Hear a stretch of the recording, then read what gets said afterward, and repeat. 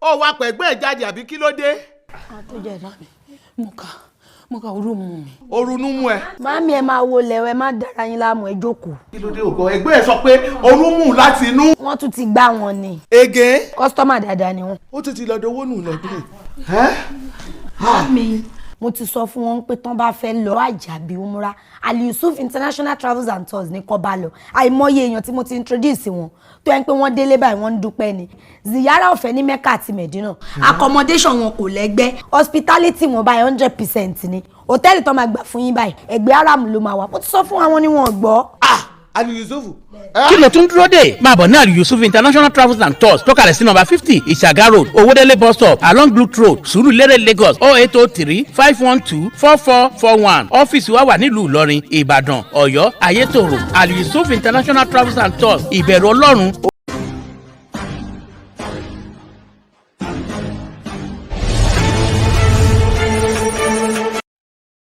akí gbogbo ìdúró wà kárí ayé nílòkó àtìlẹ́yìn òde àti ibi tí àtẹ̀gbẹ́ yìí tó lè fẹ́ dé àwọn ti balẹ̀ ìgbòdì sọ́dọ̀ bàbá wa bàbá àlùbáríkà tó ń fẹ́ fẹ̀rẹ̀gẹ̀dẹ̀ sí gbódú ní gbódú junction ní Ìjẹ̀dẹ̀ Baba Aworawo Agbaaye kò pé méjì o àlùbáríkà fúnra kò pé méjì bẹ́ẹ̀ ni àwọn ẹbí dànù kò pé méjì má gọra ẹ o ọdún parí lọ o má gọra ẹ o ojú tó lé tó má gọra ẹ o bàbá ẹ kú kànísà.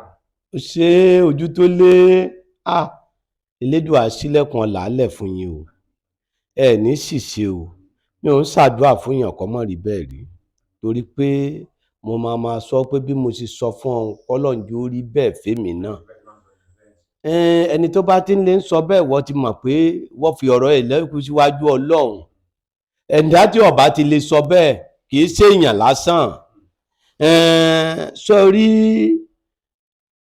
ìbẹ̀rẹ̀ ọdún tá à ń wọ̀ ọ lọ yìí Ọlọ́run níjà rí dààmú wàhálà ò sì ní jẹ́ tiwa ò ṣe ojú tó lé o. bàbá ọ̀rọ̀ kan wà tó máa ń jà nígboro àwọn yẹn máa ń ṣàyẹ̀dìyàn lórí ẹ̀ wọ́n á gbé sọ́ọ̀tún wọ́n á gbé sósì máa wò pé kí wọ́n á bèè lọ bàbá àlùbáríkà mọ̀gbẹ́ má ti dọ́dọ̀ yín sojú abẹ́lẹ́kọ sọ bó ṣe rí àkọ́kọ́ ni pé ṣé èèyàn máa ń sọ lórí nù.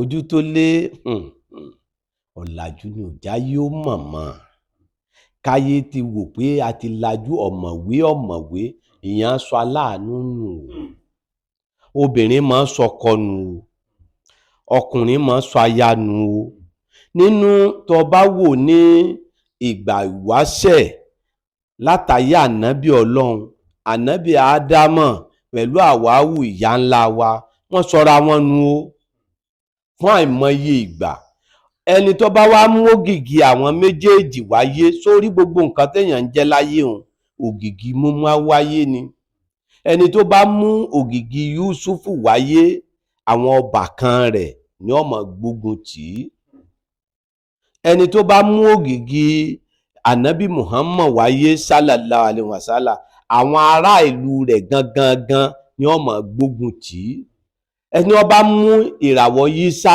ọmọ Màríámọ̀ wáyé ẹni ó bá súnmọ́ gangan ní ọjọ́ta rẹ̀ ṣe mọ̀ pé Júdásì tó fi Jésù hàn ọ̀rẹ́ rẹ̀ ni o tó bá ka àti Báíbù o àti Kùránì o ọ̀rọ̀ Ọlọ́run ni wọ́n kò yàtọ̀ àìnímọ̀ ló máa ń yọ àwọn èèyàn lẹ́nu àìsọ̀tá o àtẹlẹsẹ̀ kan àbáláyé ọmọ ìyá kan ní gbogbo wa o àìsọ̀tá o kò sọ̀rọ̀ ọ̀tá láàrin wa o ọ̀dà ńgbà wọ́n fẹ́ mú Jésù wọ́n wá ń béèrè pé báwo láṣẹ dá ẹni náà mọ̀ ó ní Júdásì wọ́n sọ pé ẹni tí èmi bá ti fẹnu kò lẹ́nu òun lẹni náà kí ẹnikẹ́yìn ó súnmọ́ yàn ó fi máa fi etí kó yàn lẹ́nu kó ti máa fi ẹnu kò yàn létí ṣé ẹ mọ̀ pé ọ̀rẹ́ yẹn ń sọ̀rẹ́ kékeré mọ́ èèyàn yẹn ń ṣèyàn kékeré sí yàn mọ́ ó sì ti gbàbọ̀dì fún ojú tó lé kó sì ti gbàbọ̀dì fẹ́ni náà ẹ wo ọ̀rọ̀ làákàyè o ṣùgbọ́n tí a bá bá a lọ tá a bá bá a bọ̀ kò sí nǹkan kan tí òun bẹ lọ́n lé lórí o èèyàn bẹ lọ́n níjọ́ tí àwa ìyá ńlá wa àti bàbá ńlá wa tí wọ́n sọnù tí wọ́n ń wára wọn wọ́n wá ń ṣe astẹ́ǹgẹ̀fúrúlà sórí astẹ́ǹgẹ̀fúrúlà tí wọ́n ń wí ọlọ́run dákun dárí ẹ̀ṣẹ̀ wa jìn wá dárí ẹ̀ṣẹ̀ wa jìn wá fi wá mọ̀nà jẹ́ àmọ́bi tí wọ́n wà wọ́n wá ń bẹ lọ́hùn fún wọn wá pàdé ni wọ́n fi ní á wà ló kọjọ́ náà tí wọ́n fi pàdé òun ó rí i pé àyà kan bẹ ọmọ òrukàn nìkan lọ́lọ́run fún ọlọ́run ní ìyá tí àrísìkò àrọ̀gàdá mi kò lè mọ̀ ń ká ní ìyá tí àrísìkò àrọ̀gàdá mi kò lè mọ̀ ń ká ní ìyá tí àrísìkò àrọ̀gàdá mi kò lè mọ̀ ń ká ní. ọlọ́run ní ìwọ ọlọ́run ẹ̀yin ọmọ òrukàn tẹ́ ẹ̀ ní nǹkan kan tẹ́ ẹ̀ jámọ́ nǹkan kan tẹ́ ẹ̀ jẹ́ ní nǹkan kan ẹ máa pe àyà yìí òjò tí ń rọ̀ láti sánmọ̀ yóò máa di ajílẹ̀ fún yín nǹkan àdùnnú ó sì máa tibẹ̀ jáde. èèyàn sọ̀rọ̀ ẹ nínú á wà bẹ ọlọ́run fẹ́ dà ẹni tó jẹ́ pé tó bá fẹ́ ọkọ lónìí wọ́n jù ú lẹ̀ lọ́la ó ju ọkọ ẹ̀nù ni. ìwọ tó fẹ́ yàwó tíyàwó kò ṣe dáadáa sí ọ tí ń hùwà bú òun tọ̀hún ju aya rẹ̀ nù ni. èèyàn wà bẹ ọlọ́run ẹ̀hún tọ̀hún ìwà lè bẹ̀ fún rẹ̀. nígbà wá wà ń kékeré ẹnu Yorùbá yìí kí ni mo wí fún yín wọ́n fi gba àga wàsílà fànàbí Muhammad sallallahu alayhi wa sallam àwọn ò kéré níjọ́ náà kò sí tí è ṣẹlẹ̀ lọ́dún kan omi wọ́n ọdún méje òjò rọ̀ ojú tó lé bàbá tó bí àwa Fúlàní ni wọ́n láyé ṣùgbọ́n wọn ò gbọ́ àfáàsì ni wọ́n láyé wọ́n wá ju àwa sọ́dọ̀ Yorùbá bá ń kọ́mọ yìí Yorùbá kò kọ́mọ yìí láṣìírí ògùn lórí ìwòsàn ara tí mo fi mọ̀ tún tí mo fi mọ̀ sínú nígbà tó mi wá wọ́n ní ká mọ̀ só lókè sóbí bẹ́ẹ̀ ni ànàmọ́ àwọn ọmọ wẹ́wẹ́ wọ́n wá kó wa tira àwọn ṣe tẹ́ǹgẹ̀fúrúlà yà jàlújàlúkà haúnákà ìlékà wà ìyáka nọ́sọ̀ inú Allahu Akbar. wọ́n ní lọ́fílà yá ká kírun yídì nígbàtá kírun bòmíìlà wọ́n ní ká wò téèyàn bá fẹ́ sálámà ọ̀run apá ọ̀tún ní ọ̀sálámà sí tí nǹkan bá bàjẹ́ fún wọ́n jẹ́ ń tú àṣírí ọ̀rọ̀ tán aláwọ̀ nílẹ̀ yìí lókè òkun àwa ṣe àwọn àfáà mọ àwọn àfáà tí mo sọ̀rọ̀ kan jò ní àfáà ẹyọ kan ò ní kí ní ṣe wá ojú tó lé ìmọ̀tara ẹni nìkan kò sí tó kàn mí kò sí tó kàn mí àwa tá a bá wá tó sọ pé ó kàn wá àwọn èèyàn tó wá kà á kún àwọn kò sí tó kàn wá ọlọ́njà arẹ́sìn ń bẹ ńlé ọlọ́mọjà arẹ́sìn ń pẹ̀lú wọn wọ́n jọ ń wẹ́sìn kí àwọn káyé èèyàn bàjẹ́ kó bàjẹ́ bọ́ bá ṣe lè rí orí ń ló pọ̀ láyé tí ń ba ayé jẹ́nu ayé ò bàjẹ́ o. àwọn àáfàá lè bẹ ọlọ́run àáfàá ẹ̀yọ̀ kan lè gba béèlì Nàìjíríà yìí tí nǹkan kan ò ní ṣẹlẹ̀ kí ní jẹ́ Boko Haram wájú ọlọ́run ta ni Boko Haram ṣe bẹ́ èèyàn ni ṣe bó lóòkọ tí wọ́n pè èèyàn olóòkọ tí wọ́n pa burú Sètánì olórí gbogbo aburú ayé olórúkọ tí wọ́n pè Fáráò Fìràó náà ó dunnú parẹ́ sẹ́yìn Músá ní ẹrọ̀fọ̀ ló mú ṣe báwọn kan jò ní ìwájú Láfíàjì wọ́n wá sọ lọ́dọ̀ àwọn èèyàn wá ń bẹ̀ wọ́n wá ní àwọn Boko Haram kan wọ́n fẹ́ wá bẹ̀ wọ́n wá lọ jí màálù kó wọ́n wá dè wọ́n ńgbà wọ́n mú tẹ̀sùbíù tí wọ́n ń fi báyìí tí wọ́n ń fi onígbòlò tẹ́ẹ̀mọ̀ fi gbogbo wọn ò ní mọ bí wọ́n ń lọ mọ́ wọ́n pẹ́ gbẹ̀rún láyé ṣùgbọ́n kò sí ń tọ́kàn mí wọn ò dá sí wa kò sí ń tọ́kàn mí wọn ò dá sí wa ohun tí ń bayé jẹ́nu èèyàn sọnù téèyàn sọ ìyàwó ẹ̀nù tẹ́ dọ́dọ̀ àwọn ẹni Ọlọ́run pé tẹ́wọ́ rẹ̀ ọba àánú rẹ̀ pàdé lẹ́nu yóò sì bá a pàdé bẹ́ẹ̀ ni téèyàn bá sọ aláàánú rẹ̀ nù fún ẹgbẹ̀rún ọdún tó bá rí ẹnu bẹ́ẹ̀ lọ́ọ̀ fún yóò bá a pàdé lójú ẹsẹ̀ ànàmọ́ bá dé adé òkè sóbí ńgbà sálámà ìrun tán òjò kù ká tó délé òjò pa wá délé ni bẹ́ẹ̀ ni mo sọ òjò pa wá gbogbo wa wọlé ni lọ́dún tí òjò rọ̀ fún ọdún méje àwọn òkèrè nígbà náà láyé ọ̀wọ́n omi ànàmọ̀ tẹ́ bá rìn lọ tá bá da màálù lọ lọ́dún náà tẹ́ bá fi ẹsẹ̀ gbá òkúta tí òkúta bá gbára wọn yóò sì gbiná ayé ti fẹ́ gbiná ńgbà náà àwọn àfáà wọn lo òkè sóbì kò sí tí wọn ò lè bẹ ní ọlọ́run kó ṣe àdúrà ń bẹ o àdúrà ń bẹ o àwọn ẹni ọlọ́run bẹ o ìní òṣóṣó o ìní ọ̀sájẹ́ o ìní òṣíkà o bọ̀tí àwọn tí ń bẹ̀ wọ́n ń bẹ̀.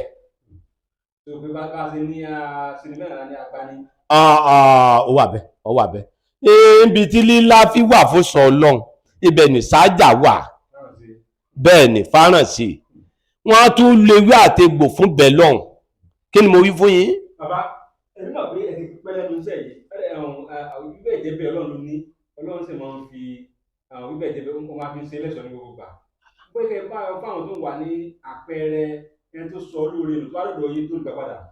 pẹ̀lú ògùn ọ̀dà ó pọ̀ bẹ́ẹ̀ lọ rẹpẹtẹ ó rí ọmọbìnrin kan tó ń sọ̀rọ̀ lẹ́ẹ̀kan tó sọ pé jọ́ tó ń dé ànàmọ́ gbogbo ara wú ṣe báyìí bùtùbùtù ń wọ̀ lọ bí ṣe ń wọ̀ yìí gbogbo tí wọ́n bá fọ kí ni wọ́n wá ṣẹlẹ̀ lóun mọ tó ń jẹ lójú oorun wọ́n á nawọ́ sí báyìí ó gbádùn ó láwọn ẹni ọlọ́ ó kọ́kọ́ sú èèyàn ò lè mọ̀ pa àìsàn ṣe é mọ̀ ṣe rí téèyàn bá ju olóore rẹ̀ nù kìí ṣe pé kéèyàn máa wólówó aláàánú èèyàn máa bẹ tó jẹ́ párá àta ni ó ṣèèyàn láàánú ó lè má jẹ́ mọ̀lẹ́bí ẹni ni ó ṣèèyàn láàánú ó lè wá jẹ́ mọ̀lẹ́bí ẹni ni ó ṣèèyàn láàánú téèyàn máa wá àánú lọ́dọ̀ ará àta ẹgbójú tó lé àwọn máa ń gbé wọnú ara wọn ní bọ̀tí tó jẹ́ pàtàkì jù ńlá wá fi lo ìṣẹ̀báyé gbáyìí á wò fún ìràwọ̀ ẹ̀dá láyé pé ńbo la láàánú kí ta la láàánú rẹ̀ kí ní ń dí àánú rẹ̀ lọ́wọ́ kí ní ń dí oore rẹ̀ lọ́wọ́ tó fi rá láàánú tó fi rọ́kọ tó fi rí ìyàwó gidi tó fi rí sí alálùbáríkà tó lówó rí tó lówó mọ́ ta ló ṣẹ̀ Allahu Akbar sára rẹ̀ ọlọ́run sára rẹ̀ ọlọ́run wà o ọlọ́run wà àwọn èèyàn wà o sórí bàlẹ́ánù ọmọ báwúrá àfáàní kí ni mo wí ànábì Musa ànábì ni bàlẹ́ánù yọ lẹ́nu ó dààmú ẹ̀ àfáàní téèyàn bá ní òṣì àfáà téèyàn bá ní òṣì àfáà kò sí àfáà mọ́ nínú ìran wọn ni téèyàn bá wá tún ní kò sálájò kò sálájò mọ́ nínú ìran wọn ni téèyàn bá wá tún ní kò sí wòlíì mọ́ nínú ìran wọn ni torí mẹ́tẹ̀ẹ̀ta mi lòdì sí kí ni ẹni mo wí mi lòdì sí nígbà táwa wà ń kékeré ń jọun ọ̀n gbọ́ mi orí wọn fọ́ mi lọ́dún náà bàbá mi wá ní mo lọ lé kéwú lọ́dọ̀ fadá ọ̀rẹ́ mi o ńgbà tí wàá ṣe báyìí ọwá náwọ́ sí mi báyìí fàdá ó dẹ̀ dàbí pé wọ́n da omi sí mi lórí mo wá padà ní wọ́n fi ń sún mọ́ bàbá wọn ọwá fún mi ní ẹsẹ̀ kan nínú mo jẹ́ sọ̀rọ̀ tán gbogbo ẹ̀ là wá sí rí àwọn bàbá wa ò níṣẹ́ méjì làwa fi wá sọ́tún la fi wá sósì téèyàn bá wá ju aláàánú nù ńlá fi wá mú ewé ire bẹ́ẹ̀ ni ewé ire ẹ wá wá ewé ire ṣé ń gbọ́ mi tẹ́ ẹ bá wá wá ewé ire òdòdó pẹ̀lú ẹyẹlé tán bá ní bẹ́ẹ̀ kọ́ ẹ ní kíni ni bẹ́ẹ̀ ni ewé ire ni téèyàn bá gbé e tó bá dòdò kódà bó ń tọ̀hún ò sí ń bẹ̀ wọ́n pè é tí wọ́n ó jù sódò fẹ́ dà tí ó wà láàánú rẹ̀ rí wọ́n mú pẹ́pẹ́yẹ pẹ̀lú ẹ̀ jẹ́ kí n sọ kíní kan fún yín pẹ́pẹ́yẹ ń sùn o pẹ́pẹ́yẹ ń sùn ńgbọ̀ bá yá ọ̀rọ̀ kan bẹ̀ ojú tó lé bẹ́ẹ̀ ni tí pẹ́pẹ́yẹ bá yí ẹyin mẹ́jọ mẹ́sàn-án tán gbogbo nǹkan ló léèwọ̀ o á padà tó dórí bí èèwọ̀ jíjẹ ńgbà míì kìí jẹ́ èèyàn olólójútu ayé rẹ o èèwọ̀ jíjẹ jẹ ńgbà míì kìí jẹ́ kéèyàn ọ̀rá láàánú rẹ o kí nǹkan aṣọ tí ó yẹ kéèyàn fi sùn kéèyàn ọmọ fi sùn gángan ìmọ̀ dí ayé yẹn lọ́wọ́ kò sí nǹkan tí èèpa lè lé nǹkan, ẹranko ń pàlè lé nǹkan ẹ̀. Àwọn àdúrà kan bẹ téèyàn bá ṣe fún yàn yóò dèwọ̀ fún oníṣẹ́ ibi, wọn ò ní wọ́n ti pàlè lé lágbájá yìí, àìfọmọ rẹ̀ bọ́ rẹ̀, wọn lọ máa yé ni, àìfọmọ rẹ̀ bọ́ rẹ̀ níbi ó ti wáyé nù. Wọn aléléyìí ọmọ àwọn àfáà ni, ọmọ àwọn àgbà ni, wọ́n ti rámì lára ẹ̀ ni. Sọ wá rí tí pẹ́pẹ́yẹ bá yé tán tó bá di ẹyin mẹ́jọ mẹ́sàn-án, yóò wá já irun kan, yóò wá já sórí ẹyin yẹn putuputuputu báyà wá fòfò lórí ẹyin pẹ́pẹ́yẹ. Ṣé ń gbọ́rọ̀ mi? Má bá pẹ́pẹ́yẹ sọ̀rọ̀ ẹ débi pé kéèyàn lọ mú ẹyin pẹ́pẹ́yẹ ò tó bá ti pààlè lé o, wàláhì tàláhì làṣí láìláìláwó. Ǹjẹ́ wòlíì ni, ǹjẹ́ àfáà ni, ǹjẹ́ babaláwo, tó bá gbà mú kíní yẹn ó sáré wọnú ẹyin, èmi ò mọ bí ó ṣe wọ̀, yóò wọ ibi ihò ọwọ́ yẹn lọ ni. ń bá sì ń wọ̀ lọ báyìí ò ní tójọ́ mẹ́ẹ̀ẹ́dógún tí ó fi dàdẹ́tẹ̀, wọ́n gbé ń tọ̀ ń kú òun lù ní. Wọ́n ìfọwọ́ mú ẹyin pẹ́pẹ́yẹ, wọ́n ìfẹ̀yìn ẹni tí wọ́n bí pààlè lé, wọ́n èé ṣiṣẹ́ ibi fún aláàánú rẹ̀ ó wà rí.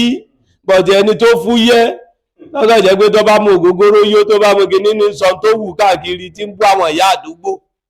Tàbí táwọn ọmọ ìyá rẹ̀ bá ti wá pààlè lé tí wọ́n ti wẹ̀ ẹ́, ẹlòmíì máa jẹ́ gbé o. Ṣẹ́gẹ́tì ọ̀rọ̀ mi tó, èèyàn máa sọ aláàánú nù, àánú Ọlọ́run lèèyàn fi rá láàánú ẹni gbà padà bí ṣe rí nù. Ọ̀rọ̀ ẹlẹgbẹ́ láti bàbá wa Baba Alubarika ní Ìgbódú nínú Ìjẹ̀dẹ̀ ní Kòròdú. Bàbá ká tó máa lọ, ẹ bá a sọ̀rọ̀ àwọn olólùfẹ́ yìí tó lé. Tó òṣè Ojútólé àti Nàìjíríà lápapọ̀. Àkókò ìbò à ń sún síwájú ni o. Àwa yìí náà ni látàyè Ṣàgàrí, ńgbà sọ ti Yar'Adua ó gbúwo ńjọ́ náà lọ́hùn, wọ́n bẹ́ẹ̀tì lé lórí pé yóò ṣèjọba dáadáa, ó sì ṣe é. Ọlọ́run bí tọ́lọ́run ni ó bá dé ńgbà náà nù. Aṣọ ti bàbá Ọbásanjọ́ pé yóò rí ṣe, ó sì wọlé. Èwo la sọ ti jó ní ta ní òní ọ̀kọ̀ọ̀kan kí tí wọ́n ń jiyàn lé lórí. Èyí tó wà ńbẹ̀ yìí ni o. Jonathan àti Buhari la sọ ń jọ pépà yẹn, ó yẹ kó wà nílẹ̀ ń bẹ̀ tàbí mo fi sọ pé Jonathan ni ó kí o. Àmọ́ àwọn pásítọ̀ tí wọ́n lápín jọ́ náà lọ wàhálà máa jẹ́lẹ̀. Mo wá sọ ń jọ́ náà Ojútólé, mo ní wàhálà tí ó ṣẹlẹ̀ ó kọjá pé Nàìjíríà ó gbọ̀n, Ọlọ́run nà wá díẹ̀, ṣùgbọ́n kì í ṣe pé ń tá dàrú. Eléyìí náà àní pín, kò síjà. Ọlọ́run dákun torí Ọlọ́run má jà rí dààmú o. Ọlọ́run tó jẹ́ wọlé ọjọ́ tí wọ́n gbà nábì wọlé Mọ́kà, Ọlọ́run dákun gbọ̀rọ̀ wa wọlé o, gbọ̀rọ̀ wa wọlé o. Ọlọ́run ṣàánú wa o. Àìgbọ́kànlé àfáà mọ́ ní yọ ayé lẹ́nu, àìtrọ́ọ̀sì àfáà mọ́ ní yọ ayé lẹ́nu. Kí ni ń jẹ́ Boko Haram? Boko Haram ṣe bó lórúkọ tí wọ́n ń pa burú, ṣe bá pè náà láburú ò ní ṣẹlẹ̀. Èmi bẹ́ẹ̀ lé ní Ọlọ́run, gbogbo ẹni tí ń wò mí, Ọlọ́run má jẹ́ aburú ó ṣẹlẹ̀ sí wọn, Ọlọ́run má jẹ́ wàhálà ó ṣẹlẹ̀ sí wọn. Gbogbo ẹni tó dẹ páńpẹ́ ìbànújẹ́ fúnra ara wọn ni kó jálù o. Ọlọ́run kó wá rọ́ wọn lójú. Ọlọ́run má nà wá lọ́pàá àsáré kí o. Ǹjẹ́ oníhìn tọ́lọ̀ nára Amẹ́ríkà, ilé tó ga jù lágbàńlá ayé Amẹ́ríkà ló wà. Píléènì forí sọ láago 10, gbogbo wọn ń sáré ọ̀pá àsáré kínu. Ọlọ́run dákun má nà wá. Ńgbà tọ́lọ̀ náà wọ́n Mọ́kà bí ọdún 3, bíríìjì ibẹ̀ lọ́lọ́run ní kó máa já, ń já bí ẹrọ̀fọ̀ lókè, ń wá ń dàbí búlọ́ọ̀kù ńsàlẹ̀, ń bọ́lé wọn lórí, ń fọ́ orí ni. Wọ́n wá ní aláàw kìnà kan lọ́n bẹ́ẹ̀ ọ̀pá àsáré kínu. Ọlọ́run dákun má nà wá Ọlọ́run, dákun má nà wá Ọlọ́run, má nà wá Ọlọ́run. Bismillahirrahmanirrahim. Alhamdulillahi rabbil alamin. Arrahmanirrahim. Maliki yawmiddin. Iyyaka na'budu wa iyyaka nasta'in. Ihdinas siratal mustaqim. Siratal ladzina an'amta alaihim ghayril maghdubi alaihim waladdallin. Àmín. Abajada, Awasa, Adaya, Kalamana, Safala, Karasata, Sangasa, Walahula, Walaquwata, Illa billahi alil azim. Ẹ̀sùn bàbá wa ká tó máa lọ, nọ́mbà táwọn èèyàn lè pè é sí. Náà ni 08023 829492 08023829492. àdúgbò fọlọ́ àti ìnáwó ní àtúnwá lọ́jọ́ mi láti mọ̀ pé dábàjẹ́ bàbá wa gbà ọwọ́ tẹsẹ̀ wọ́n ti ní ọmọ ojú tó nínú ẹ̀yin náà lẹ tó bẹ́ẹ̀ tó wájọ́ mẹ́jọ mo ti sọ pé gbogbo ẹ bá ti wá ìmọ̀ dá yín lóhùn ọlọ́run sì ní balẹ̀-iṣẹ́ tẹlifíṣàn wa náà jẹ́ ọmọ dá o ó dìjọ́ mẹ́jọ láṣẹ ọlọ́run. ó wá pẹ̀gbẹ́ ẹ̀ jáde àbí kí ló dé. mo ka orú mu mi. orunú mú ẹ. Màámi ẹ máa wo lẹ̀wẹ̀ má dára yín láàmú ẹ jókòó. kí ló dé ògo ẹgbẹ́ ẹ sọ pé orun mú láti inú. Wọ́n tún ti gbá wọn ni. ege. Kọ́sítọ́mà dáadáa ni wọ́n. ó tún ti lọ dowó nù lọ́dún. Màámi mo ti sọ fún wọn pé tán bá fẹ́ lọ àjàbí umura Al-Yusuf International Travels and Tours ní kó bá lọ. Àìmọye èèyàn tí mo ti introduce wọn tó yẹn pé wọ́n délé báyìí wọ́n ń dúpẹ́ ni. Ziyara ọ̀fẹ́ ní Mecca àti Medina. Accommodation wọn kò lẹ́gbẹ́. Hospitality wọn báyìí 100% ni. Hòtẹ́ẹ̀lì tó máa gbà fún yín báyìí ẹgbẹ́ aram ló máa wà. Mo ti sọ fún àwọn ni wọn gbọ́. Al-Yusuf. kí ló tún dúró dè máa bọ̀ ní Al-Yusuf International Travels and Tours tó kalẹ̀ sí nọ́mbà 50 ìṣàgá road owódélé bus stop along blue road Sùúrùlérè Lagos 08035124441 ọ́fíìsì wa wà nílùú Ìlọrin Ìbàdàn Ọ̀yọ́ Ayétòrò Al-Yusuf International Travels and Tours ìbẹ̀rù Ọlọ́run. Hey, thanks for watching this video. Subscribe on our YouTube channel. Subscription is free. You can call us on 0080597807 for your event coverage. Thanks.